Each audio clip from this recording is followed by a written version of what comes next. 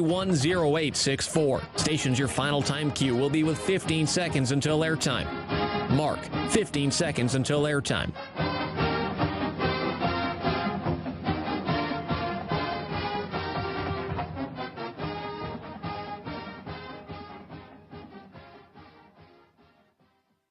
The following is a presentation of Learfield. Welcome to Duck Insider. Our whole athletic department, there's a level of expectations of success. Throw, catch, touchdown, Oregon. He can run and slam. He's back out for a three. Left wing is good. Deep to right field at the warning track. See ya. Really excited that we get to rep our Ducks and hopefully come back to Eugene with some championships. At the buzzer. We have so many teams that are excelling right now. It's really fun to be a part of. Give it to me, baby. My house. I'm taking it there. Huge win for Oregon.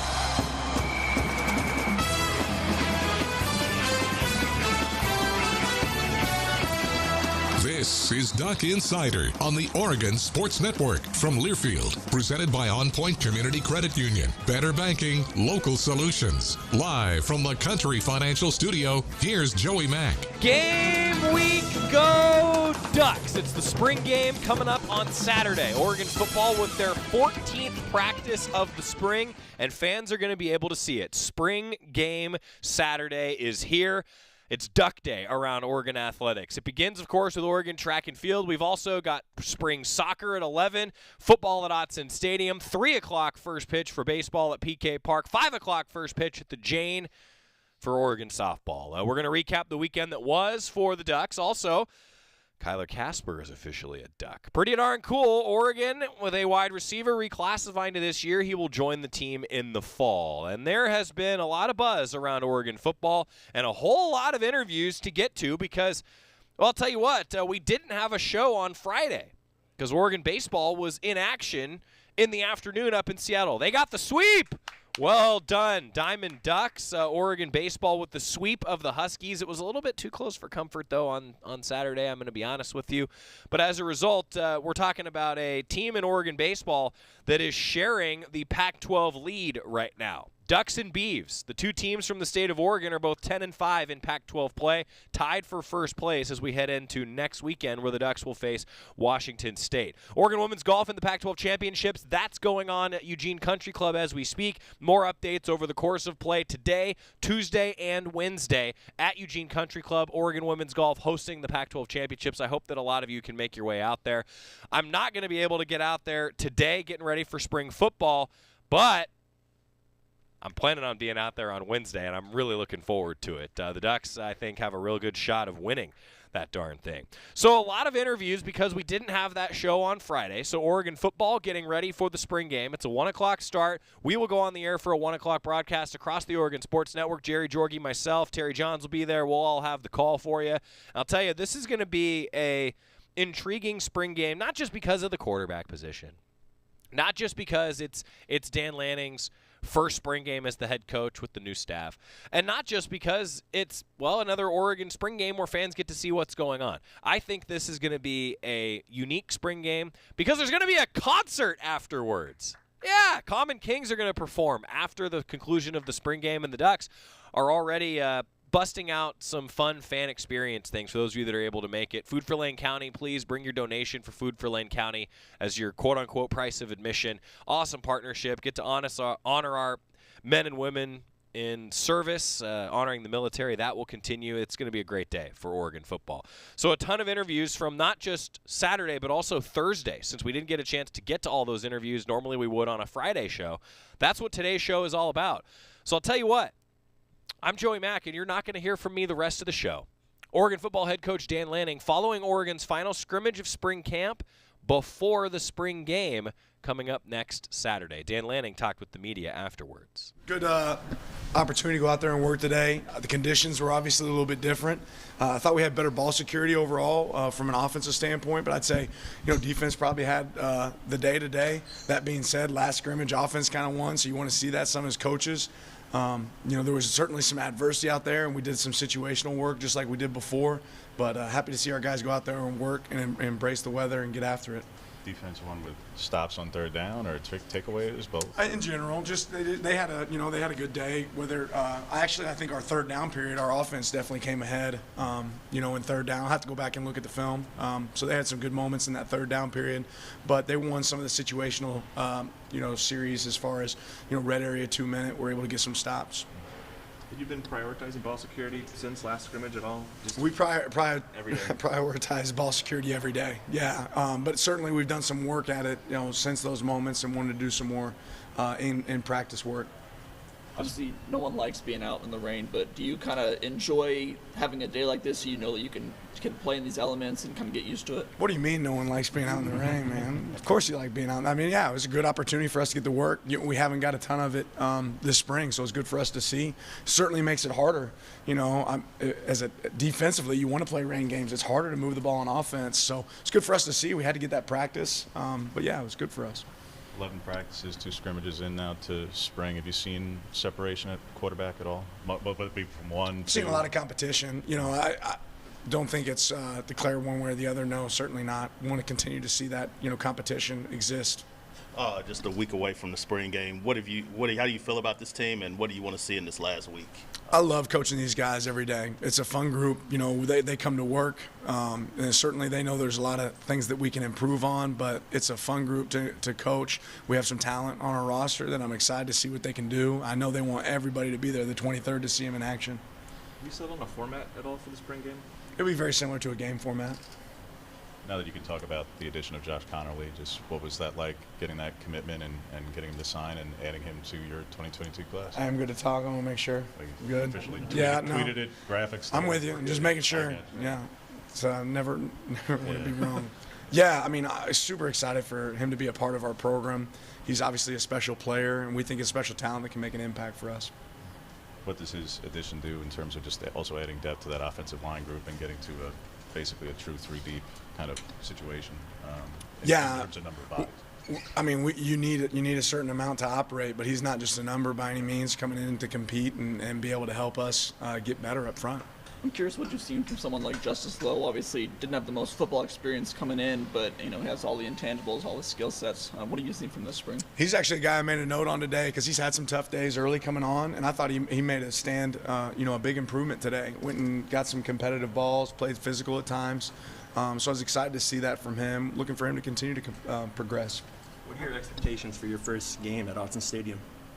I expect it to be really live. Yeah, I'm expecting a lot of fans, excitement. You hear about Hudson all the time. I'm ready to see that firsthand. How has the special teams improved?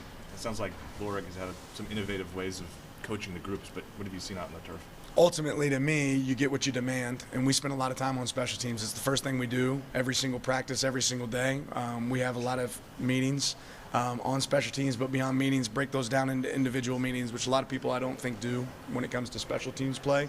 But we treat it no different than if you're playing tight end or defensive end or wide out. So we put a focus on it. We spend a lot of time on it, and Joe's obviously very detailed. That detailed plan's, is working in payoff. Is that similar to how you guys did it at Georgia, or is Joe taking it even a little bit further? Yeah, no, Joe and I are, we see in sync, really close, but it's definitely different approach than we've had at Georgia and other places I've been, which, I love. So earlier in the week that Chris Hudson was a bit limited. Was he able to give it a go today? Yeah, he was able to practice today. We talked to Dante earlier this week, talked about getting into a bigger leadership role. Another one of those young guys in the room that got to play a decent amount last year was Troy Franklin. What have you seen from him this spring and kind of in his game? Yeah, big compete, has done a good job in periods. I think there's been some really explosive plays for Troy, like on inside breaking routes, some slants that he's taken to the next level. He's done a good job with the ball in his hands after it's gotten into his hands. So certainly excited to see that continue to grow for Troy. You guys talk about havoc rate so much. Is there anybody on the defense yet who's kind of separated themselves as like kind of that on your guys' metric, like the most havoc ratey? I haven't looked at it from a sequence of every single practice, but there's been a lot of different guys at the top, of each day, whether it be shots on ball or ball disruptions, attacking the ball, TFLs, all those things. I couldn't pick one person though that's probably stood out. How will you settle on the spring game teams? Is it going to do a draft? Is it going to be split up? Have you decided how we'll split the teams up. We'll talk about it this weekend. In terms of just the next 10 days ahead, not just for you guys, obviously, but just with the portal aspect of things and the May 1 deadline, how do you guys go about preparing for that reality that there's going to be another influx here coming with spring games wrapping up this week, next week, just more? It's just going to be part of the process. It's already part of the process, so it doesn't change a lot within a week. We monitor it and we keep track of it. I mean, it's going to be something that happens in college athletics and sports, so we're certainly ready for it.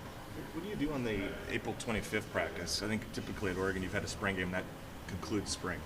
What's that? Yeah, we'll have some more situational work. Really talk through coach a lot of situations that day. There'll be a variety of things.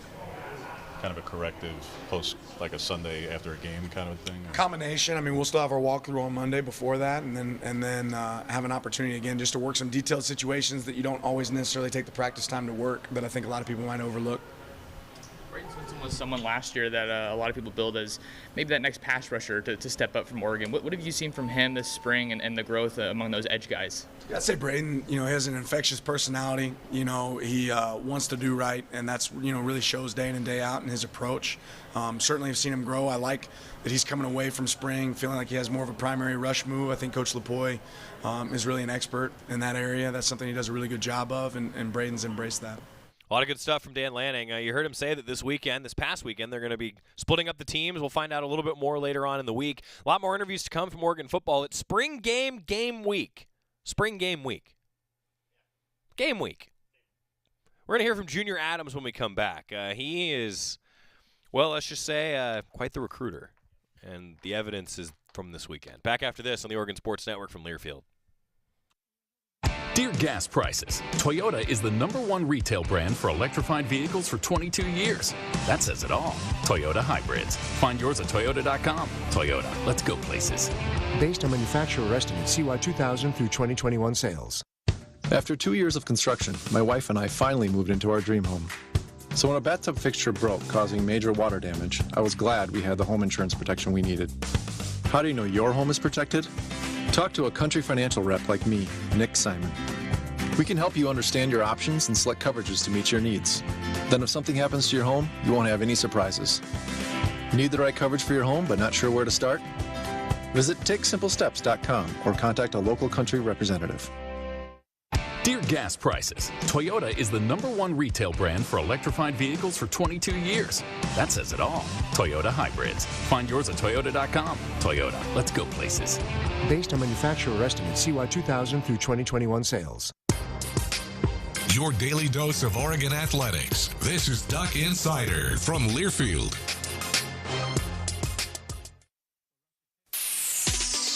Look out, world, we're getting strong. The future's here and we belong. She can step, she can do more. Like build a rocket and watch it soar. Or clean the oceans and make the world a better place. Oh, she can step, so can you. Find a cure, invent something new. There's no challenge in the world that she can't face. She can STEM. Learn more at She Can STEM. A message brought to you by the Ad Council. Steven. Who said that? Me, down here. Ugh, what are you, a yellow booger? I'm a banana slug, Steven. What are you doing in my room? I'm your sense of adventure. It's been a long time since we've had an adventure in the forest. Mom took me to the forest last year. I'm a slug, Steven. It took me a long time to get here. You're right. I should get out. Yeah, the forest is not that far away. Hey, Mom! Come to the forest where the more adventurous you lives. Check out discovertheforest.org for cool places nearby. Brought to you by the U.S. Forest Service and the Ad Council.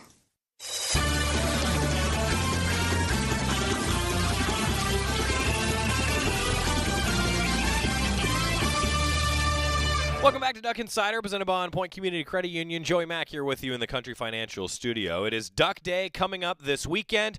Oregon, a lot of events going on, and we've got a lot going on this week as well.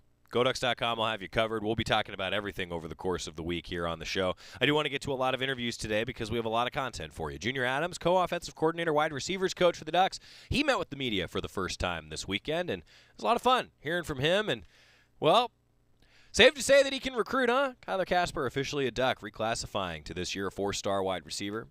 I think Junior Adams can recruit. Just a hunch. He talked to the media this weekend. How we doing? Everybody good today? How about that weather, huh? That's some northwest weather for you. You used to it, right? Yeah, I'm used to it. Yeah, I'm totally used to it. Did you have any major impressions of Oregon when you were with Washington, and how have they changed since you've come down to Oregon? I mean, I've always thought, over the last 3 years when I played against them, they were physical, they played hard. Obviously, I never got a chance to beat them, so. But no, it was always fun playing against them and competing against them. You recruited Troy to Washington, and obviously he came here. What's it been like being able to work with them here and kind of further maybe some of that pitch you had at Washington with an opportunity here? No, obviously I've known Troy since he was probably like a freshman, sophomore in high school, so we got a good relationship, him and his mom and his dad. I'm close to the family. Obviously when we recruited him, we weren't able to get him, but now I'm here. It's good to coach him. It's good to, I'm good to see his development. And I think he's having a good spring ball. What were your first impressions of the group you inherited here? Because when you first walked in, Justice wasn't here just yet. Cody wasn't here just yet. It was particularly thin in terms of number and certainly by way of game experience. So what was your first impression? How has that changed over the last several weeks, 11 practices? Well, my first impression was like there's some good talent in the room. Obviously there's some youth, like you said, some inexperience and some, with the young guys like Troy and Dante and those guys, but no, they're developing. It's a process, and we all understand that, and they're coming out every day and they're having fun and they're competing. I want to ask you about Justice. What have you seen from this spring, his growth? I mean, he's someone that didn't have the most football experience, but he's kind of got the intangibles to be really good. Nah, Justice has been good. I mean, just to graduate early and to be able to get here for spring ball, and to, I want to say is like, second or third day being here, even pads, and making plays. His first play, I'll never forget, he had a ball over the middle, and it doinks him off the head, and we see him respond the next play. He goes out and makes a play. And that's how Justice is, since he's gotten here, has progressed and has steadily gotten better and competed. And I can't even imagine what it's like being in his shoes, like coming in and then just getting thrown into the fire and being able to adjust. So, no, he's been impressive that way. I feel like one of your guys has really emerged as the prototypical X and that vertical threat in the room? All the guys have made plays down the field. I'm not going to say there's just one individual. But as a group, they're developing and they're getting better each day. And that we understand it's a process, but for the most part, each guy's had their day of catching the ball down the field vertical. What kind of progress did you see from last weekend's scrimmage to this one from your group? I wanted to see us blocking in the run game, blocking safeties, throwing our face in there. We're having fun, and that's all I'm asking to do is have fun, go out here and compete, and play with good effort. How do you think Seven McGee has transitioned this spring, coming away from that running back role to kind of more slot receiver and working with you a little bit? Seven has progressed. Seven plays hard. He's done a good job of catching the football and lining up playing. He's just a really good football player. You know what I mean? And we're gonna expect him to do some things for us. But I think all those guys, the guys in the room, push Seven. Seven has done a really good job of coming in and getting extra time. You know what I mean? And putting in the extra work in learning the scheme, learning the position, and he's progressing and he's getting better each day. What does that look like for him? Do you mean in terms of film? He's getting extra time, or is it film? Yeah, film. He comes in extra time for film. He stays after and catches footballs.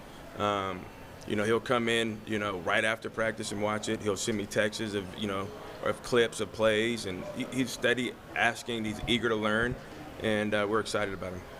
Such a young group, is there a player who's maybe emerged from a leadership perspective? I mean, there's some young guys in the room, but at the end of the day, you still have, older guys like Isaiah Crocker and Josh Delgado, and them guys that have been here for a while, that have been able to step up in some leadership roles. And I will say this, Isaiah Crocker's having a good camp, right? Josh Delgado's having a good camp, and they're bringing along some of the younger guys in that room. How has it been working with Kenny Dillingham? Obviously, he's a high-energy guy. Right. KD, man, KD has been fun. I didn't know KD before I got here, so his energy is infectious. He's very smart. He's very bright. He knows what he wants out of the system, and he's putting guys in position to make plays. I'm excited to work with him. I'm excited to learn from him. Dan Lanning, the same thing. The passion that those guys bring every day is infectious. How have you complimented working with him? I can bring ideas to the table, but for the most part, we all work together as an offensive unit, and I think that's the cool thing. It's not, Kenny presents things, and he allows us to give him ideas, and he listens to our ideas, which is very awesome because there's some people that don't, you know what I mean? And, I'm excited to be able to work with those guys. Had you had much exposure to the HUNH system previously? Like, did you clinic with anybody, whether it be Gus or Chad Morris or Norvell over the years? Have I? Yeah, prior. No, I haven't. This is the first time I've been a part of this type of system, but it's good. I like it. Now that you've been at Oregon for a while, getting through the spring, all eyes are on next weekend's scrimmage, at least from a fan standpoint. Yeah. What do you view as maybe some of the strengths of this offense? What do they do well? I think we do a good job of getting the ball out quick. We do a good job in the run game, as far as the number count, getting guys the football, getting guys targets, and putting our players in the best position for them to be successful. You obviously have a close relationship with Cooper Kupp from his time at school. Mm-hmm. I'm curious how watching his past year with the Rams winning that Super Bowl was like from a pride standpoint for you. How much fun was that for you? Pride-wise, Coop, it's all Coop, man. That dude works hard. One thing about Coop, he's married to the process, and he's process-driven over results-driven.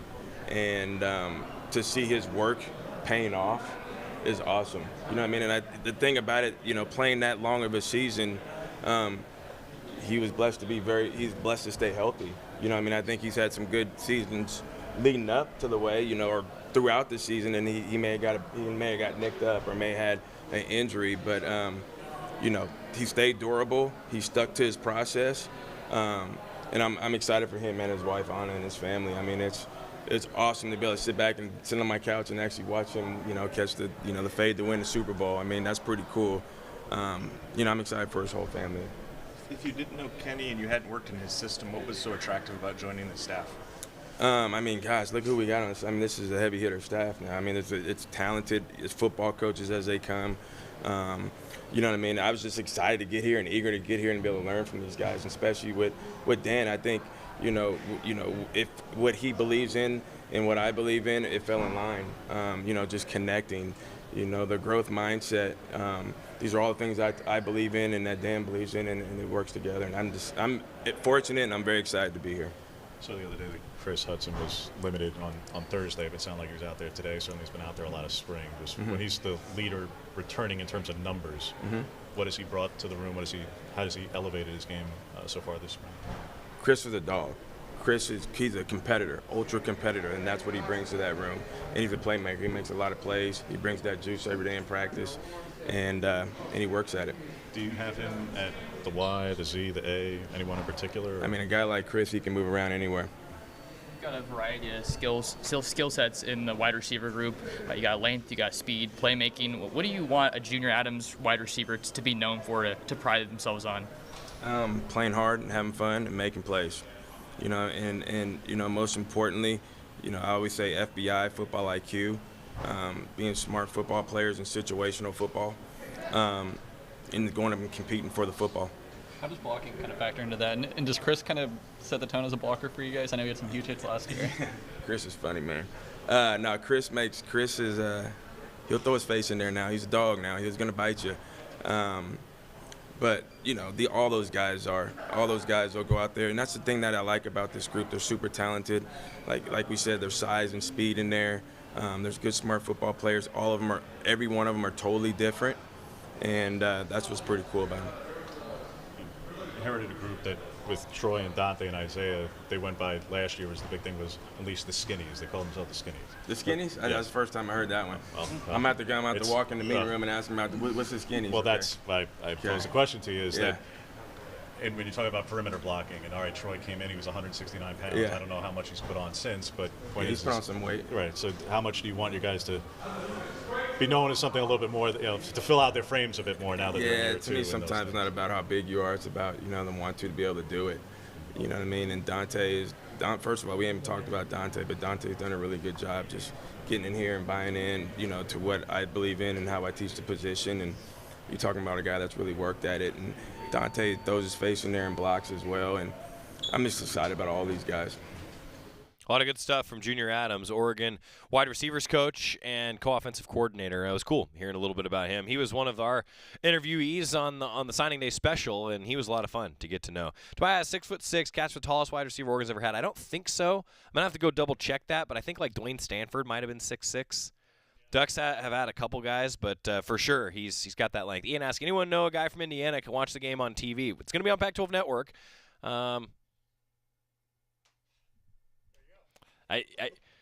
I wish that I had better info in that regard, but I'm hoping that that somebody maybe can help Ian out with Pac-12 Network out there in Indiana. Ian, thanks for tuning in, buddy. Appreciate it. When we come back, Chris Hudson, we're going to hear from him, talk a little wide receiver room on the Oregon Sports Network from Learfield. From the weight room to the classroom, on the field and off it, On Point proudly supports University of Oregon athletics because student athletes do so much more than bring us pride on game day. They bring our entire community together in Eugene and all across Oregon. So whether you're watching the game in the stadium, at home, or at your favorite local business, their success makes all of us stronger. On Point Community Credit Union. Join in. OnPointCU.com. Federally insured by NCUA. Equal housing opportunity. As my family continued to grow, I realized I'd have to replace my beloved Jeep with something that has, well, more seats. I'm Jason Hines, Country Financial Rep and father of 7. Whether you're upgrading from your sporty ride with no room for a car seat or finally replacing your well-loved beater that still has a cassette player, you'll want the right protection for your new car. Work with a Country Financial Rep like me and get the protection you need at a price you can afford. Learn more at TakeSimpleSteps.com or contact a local Country representative. You're listening to Duck Insider. Duck Insider on the Oregon Sports Network from Learfield. America, your children have an amazing superpower. That's right. They can help save lives by simply washing their hands. Just 20 seconds of thorough hand washing after they've coughed or sneezed or been outside can help fight against the dastardly spread of germs. Armed with only soap and water and hands, your superhero can protect you, your family, and everyone out there in America land. Amazing! Find out more at coronavirus.gov. A message from the CDC and the Ad Council. Watch out! You got me! The galaxy's safe once again. In the pretend universe, kids play with pretend guns. In the real world, it's up to us to make sure they don't get their hands on a real gun. If you have a gun in the house, keep it locked, unloaded, and stored separately from ammunition. Safe gun storage saves lives. Learn how to make your home safer at endfamilyfire.org. That's endfamilyfire.org. Brought to you by End Family Fire, Brady, and the Ad Council.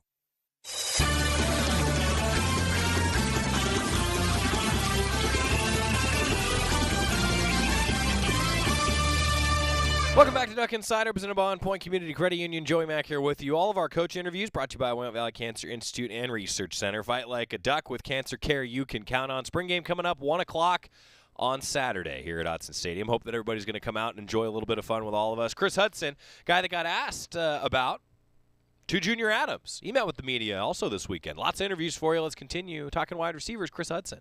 Chris, and come back this spring, what are you trying to look to improve upon and improve your game here? I'm trying to improve upon, I've been working hard on my explosiveness, trying to create separation and everything like that. Gaining weight is it's one of the big things I gotta improve on right now. And that's about it, really. I got everything in my package. I just gotta gain a little bit more weight, and I'll be where I need to be. What are you up to? Right now I'm at 176. What are you trying to get to? I'm trying to get to like 190, 185. Is that by August? I'm gonna try, if it's possible. What's the diet look like to try to get there?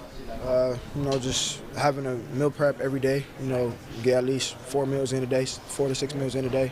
Depending, I run a lot, so I gotta get more than a normal person would. So, yeah. What in particular, how do you think that size will help you? What do you want to accomplish by doing that? When they put me in a slot, blocking on bigger dudes, blocking linebackers and everything, put a little bit of weight behind me. Still gonna have the same speed and everything, trying to keep the same speed as far as, being explosive and everything like that. But, putting some weight behind me, looking like a pro. Main thing for me is to look like a pro and, compete out there. Coach Adams mentioned you love throwing your face in a block. Where does that come from? That's something you obviously did really well last year and you were known for. Has that always been part of your game? Yeah. I've been blocking since I was in high school, man. I love blocking. I love getting other dudes the opportunity to score and stuff like that. And, yeah, man, once I get this weight put on, you really go see blocking in, for real. Have you seen a difference in what the coaching staff from last year to this year wants you to do, whether it's blocking or anything else? You know, kind of the same thing. You know, just execute. This more of a, you know, you gotta, you know, take the initiative to do it on your own and do things on your own and get it done. This coaching staff treats you like a pro, in a sense, and put the weight on you so you can, you know, kind of maneuver under pressure and see how you maneuver under pressure and things like that. And that's what I like about this coaching staff is, you know, they put you in that pressure, see what type of man you are, and, you know, either you go come out good or you go come out the other way. Seen you in a couple of different positions on the field throughout the court, you know, different roles and the prior offense in particular. Do you feel like you have a particular home role? I mean, is it at the Y or the A, or are you good at the Z, or are you good wherever? I'm good wherever, man. Just put me wherever. I'm gonna try to make the play. I prefer outside, but I'm a type of guy that it doesn't really matter. Put me wherever the matchup is. You know, I'm gonna get the job done. What have your impressions been of the quarterbacks in that competition? You know, all of them compete. All of them is real good. You know, I love the way they compete. I love all of them, how they throw. And yeah, man, just you guys have to just wait till that thing come out. But as far as the quarterbacks, man, yeah, all three of them can spin it very good. They all can read coverage is very good. So we got to just wait till fall camp. A lot was made last year, Chris, about the vertical passing game, and fans obviously they want more of it. They always want more. It could be the most explosive offense in the country. They still want more of it. At the end of the season, we saw more of it in the bowl game in particular. Regardless of who wins the quarterback job, do you think this offense will be able to stretch the field more vertically, whether it's yourself, Dante, Troy, the rest of the guys? Yeah. No matter who's out there spinning the ball, man, we go get the job done as far as the receiving core. Last year, we kind of, towards the end, we kind of let the playbook go and everything, see how stuff goes. But this year, it will be a lot of shots down the field. And hopefully we can get out to you guys especially the first game. Seven McGee has been transitioning a little bit more to the receiver room from the running back room. What have you seen from him in his transition this spring? Yeah, he's been improving very good, man. He's been, you know, he haven't had no drops all spring since we started. He's been real good, man, and I'm proud of him, and I'm proud of the way that he's handling things. You know, stepping up and being a leader, and that's the type of guy he is. And then leader Seven is gonna be a great leader once his time, you know, once he get ready for the draft and everything. But right now, that boy holding it down for sure. You really came on towards the tail end of last season. What's going to go into taking that momentum and using it to kind of launch you into taking that next step as a player? This offseason, really. This offseason, I got to take a big leap as far as, you know, mental, off the field. Try to work on my off the field skills. You know, I know I already got the on the field skills now, so really off the field is going to allow me to take that next step in my career. And me carrying that last game over into the, you know, next season, the momentum. You know, I just try to have like I said, man, have a great offseason, man, and just stay positive, make sure everything is good with my school and everything, and, you know, just take that momentum and just make it better, keep growing on it, and reflect on the stuff I need to do wrong, and come out better. How much do you want to win one of the return jobs, whether it's punt, kickoff? How much do you want one of those roles? Man, I want it bad, man. You know, I love to be back there returning kicks and returning punt returns. And so I'm going to just keep working, keep my head down, keep working, and wherever they put me. Do those roles, how have those roles change, if at all? Because, I mean, ultimately you still have to catch the ball and return it one way or the other, no matter who the coach is. But with Coach Lurie, what are some of the finer points as a return guy that he's coaching that are just different than what Coach Williams is telling? You know, they both have the same. They're both good coaches. Both have the same intake. You know, yeah, man. It's just really, it's all about who could make the best decision back there. And you know, I feel like if it was up to me, obviously, I feel like I'll be the best option back there. But you know, I'm not the coach, so yeah, I'm just keep working on that, man. Just let that be another piece to my arsenal. What's impressed you most with maybe Justice's progress? Because Coach Adams was just saying he had some rough moments early in camp, but he's really come on recently. Justice is real good, and it's just, obviously he got a little bit more room to grow, but he's going to be a tremendous player. He's very explosive. He get open real quick off the line, and once he take the next step in his career and his football skills, then he'll be one hell of a player too. As Chris Hudson talking with the media, a lot of good stuff about the wide receivers. When we come back, Dante Thornton, we're going to hear from him. We continue to talk all kinds of spring game, all kinds of spring football, 1 o'clock on Saturday at Hudson Stadium. When we come back, let's hear from Dante Thornton on the Oregon Sports Network from Learfield. At Shadow Hills Country Club, our all-inclusive event pricing allows us to take care of all of the details while you enjoy your event. Our wedding garden, expansive grounds, ballroom, and meeting rooms can accommodate any size event and come complete with full catering and service staff. From weddings to business and social events, Shadow Hills offers the benefits of a resort atmosphere and the peace of a country setting just minutes from downtown Eugene. For more details, call us today or go to shadowhillsevents.com. Money isn't interested in the fact that you dream of going to Greece, and it doesn't pace at night wondering how you'll pay for braces 3 times. The point is, money without people is just money. Only people can use it to run the family ranch, buy their first house, or adopt a happy old dog. To us, the powerful thing about money isn't money at all. It's helping you harness the power of yours. On Point. People are the point. Federally insured by NCUA. Equal housing opportunity. This is Duck Insider, presented by On Point Community Credit Union on the Oregon Sports Network from Learfield. If a natural disaster comes knocking, how prepared is your family? You can't just close the door on earthquakes, floods, or hurricanes and hope they go away. That's why it's important to make a plan now. Ready.gov/plan has the tools and tips you need to prepare your family for an emergency. So if disaster shows up at your doorstep, you'll be ready. Visit ready.gov/plan and make a plan today. Brought to you by FEMA and the Ad Council. Look out, world, we're getting strong. The future's here and we belong. She can step, she can do more. Like build a rocket and watch it soar. Or clean the oceans and make the world a better place. Oh, she can step, so can you. Find a cure, invent something new. There's no challenge in the world that she can't face. She can STEM. Learn more at She Can STEM. A message brought to you by the Ad Council.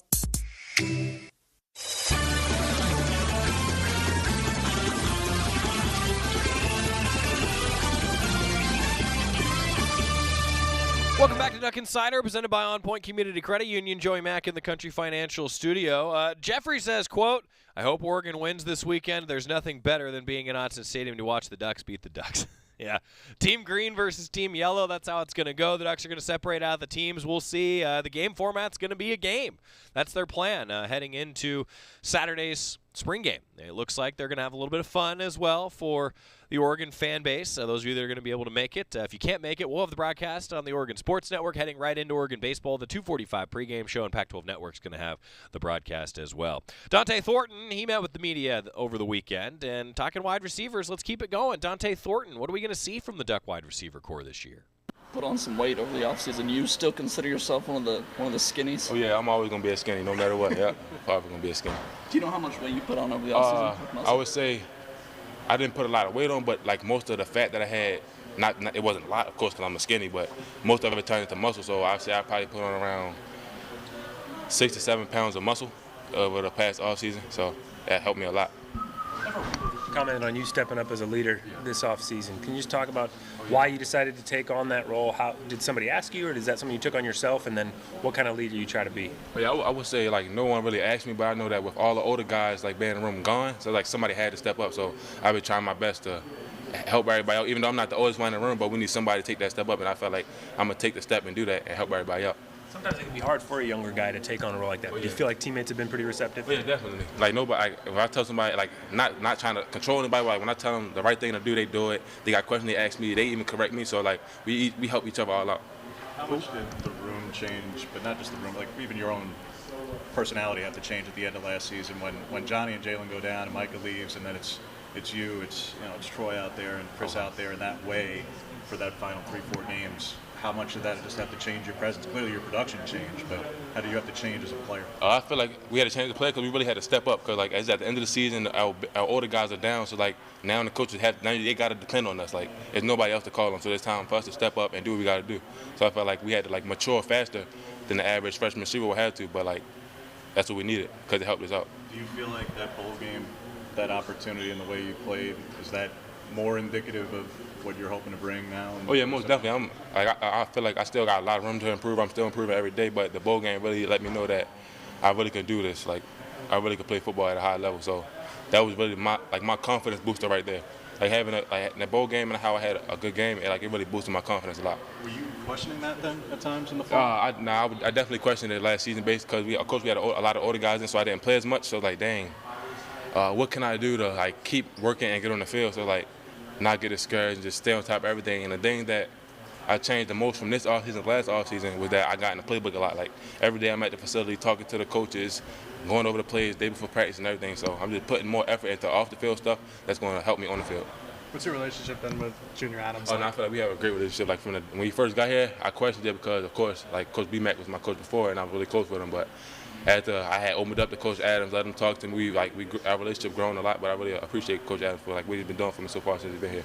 A big part of the spring practice is getting on the same page with the quarterbacks. A lot of new guys kind of with Bo coming in. What have you seen from the quarterbacks and just getting in sync with them? I feel like we have a great group of quarterbacks. Like I feel like the job can go to anyone, and I feel like we got to keep working and getting our connection together, but this is going to be a great season. Coming in the same year as Ty, how have you seen him grow in the past offseason? It's like vice versa. Like we both seen each other grow a lot. Like when we first got here, we didn't do much. We didn't start, none of that, but we was always working together, like trying to help each other out. Like if Ty knew something, I would go to him and ask him and vice versa. And we would always get work together. So I actually see him grow a lot. Like he's matured a lot than he was last year and everything. You're playing mainly the X or the Z? I've been playing mainly the Z, but I get moved around to the slot and then sometimes to the X. Slot Y, slot T, or? A. Yep. We've heard a lot about how this offense is pretty balanced, but more pass heavy than it was last year. Do you agree to that? Yeah, I definitely agree with that. You like it? I love it. Yeah, I love it. We saw today in some drills receivers blocking, and I think it was Crocker had a great block, and Dillingham came over and celebrated with him afterwards. How much pride do you guys take in a successful run block like that? We take a lot of pride in it because if the run game is working, the pass is going to open up. So we feel like if we helping the offense, if we're blocking real hard on the perimeter, when the time comes us to get the ball, it's going to be all good for us. So like we put a strong emphasis on blocking and being physical. Regardless of who wins the quarterback battle, that's somebody else's job to figure out, and that's some time. One of the questions of this offense last season was, regardless of who the receivers were, can they stretch the field? Do you think this will be a more vertically stretching, explosive offense in the fall, regardless of who wins the quarterback? I definitely feel like it will be very explosive down the field. Like we have a lot of younger receivers. Well, not younger now because we're growing up, of course, but I feel like we have the talent in the receiver room where, though, we could take a lot of shots and bring in another receiver and still do the same thing with no drop-off. So. We heard from the quarterbacks they were watching film of this offense in past years, mainly Memphis, a little bit of Florida State, and here and there. Which film are you watching at receiver? I watched a lot of the Florida State film because they had a lot of receivers there, so I watched a lot of that stuff where they run a lot of spread stuff, and that's helping me out a lot. Coming out of high school, Dante, a lot of people knew about your speed. Not a whole lot of 6'5" guys that can run like you. You talked about getting more in the playbook. How do you feel like your game has changed maybe on the field? Any particular skill you're working on? I feel like for me, the game has changed a lot because it slowed down to me. So last year I was very worried about messing up and stuff like that now, but now I just play okay, I've been studying, I know what I got to do. Now I can just play football freely. So it slowed the game down for me. One of the strong emphasis that I put on this offseason to work on is attacking the ball. Because with me being a bigger target, everybody's going to try to get up in my chest and stuff like that. So I got to be more physical and then go up and actually attack the ball and take it from them.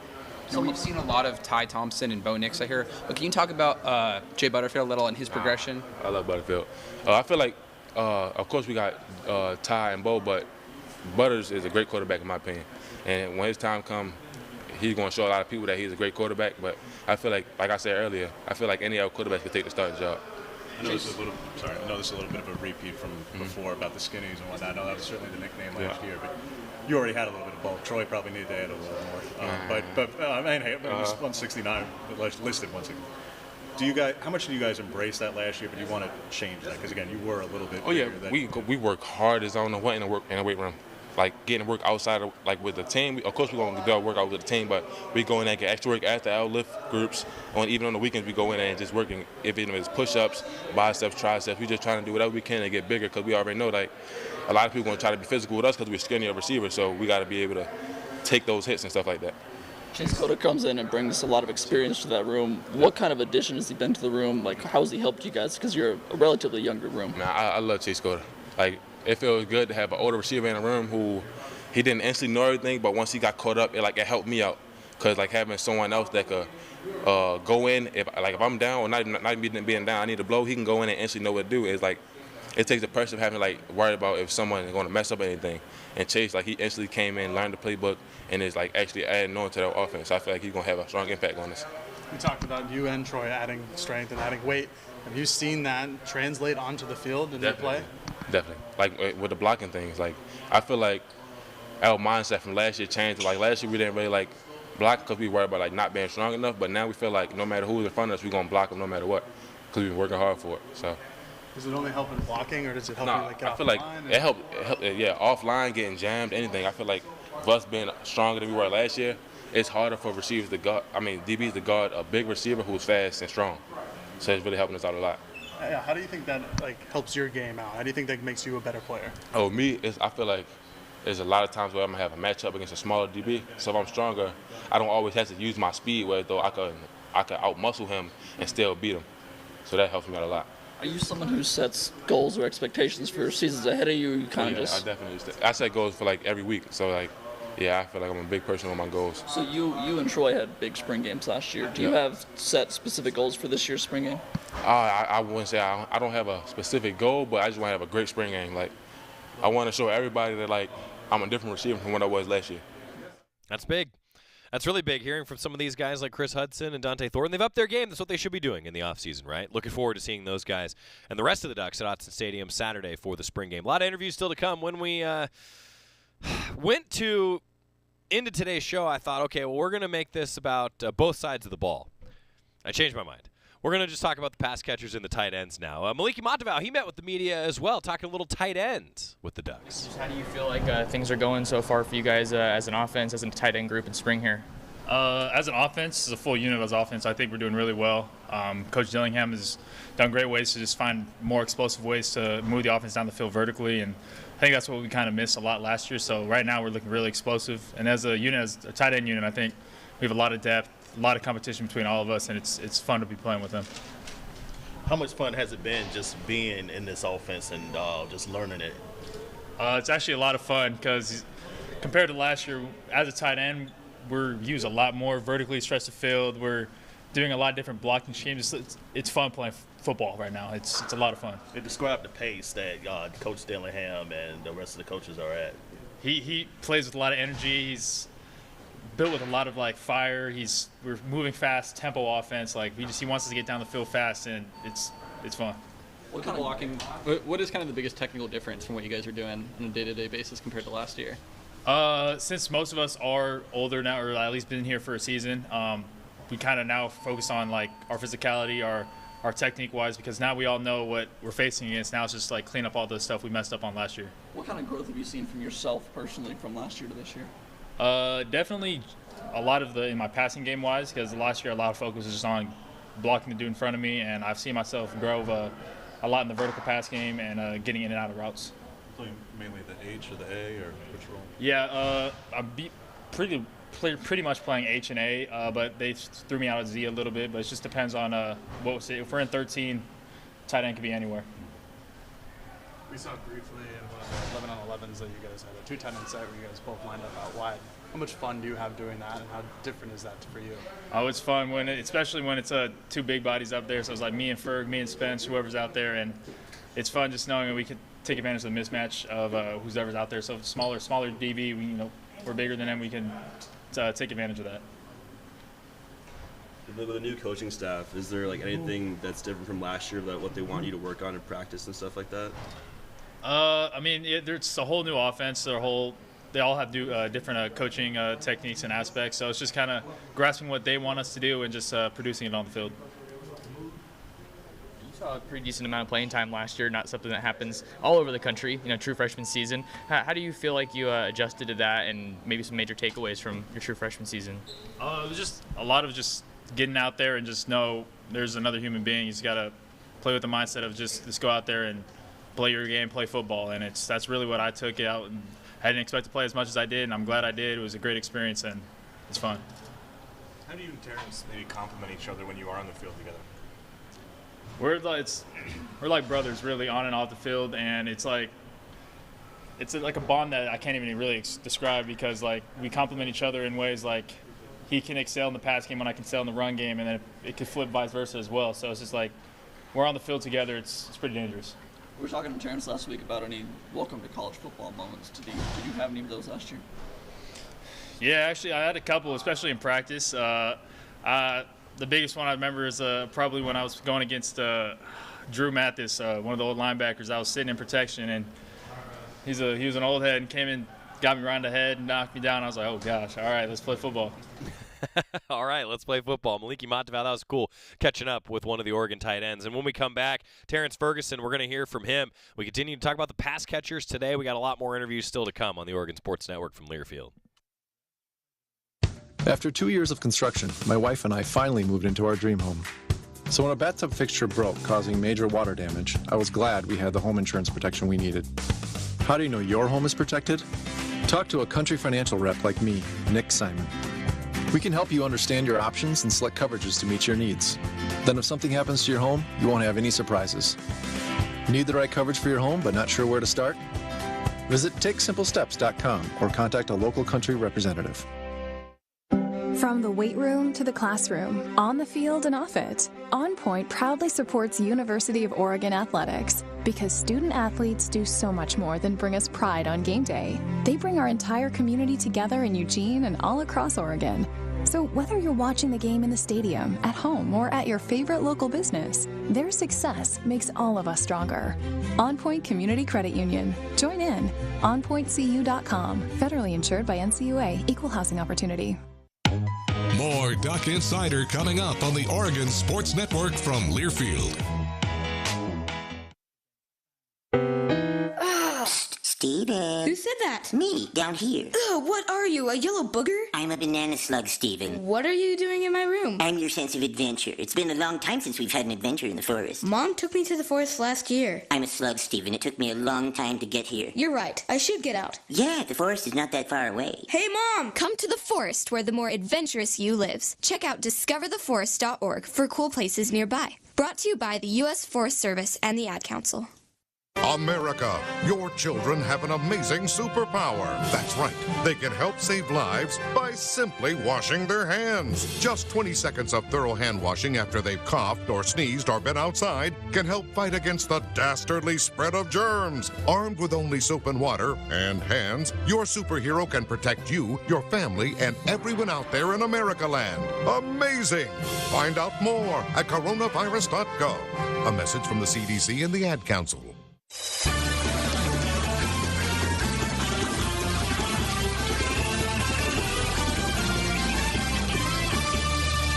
Back on Duck Insider, presented by On Point Community Credit Union. Joey Mack in the Country Financial Studio. I want to let you listen in to Terence Ferguson. He, along with the other tight ends, met with the media this weekend, and he had some good things to say, talking about the progression of the offense, what to see from his game. Terence Ferguson meeting with the media. Running H-A, and really the H, you got to do everything. You got to be able to block.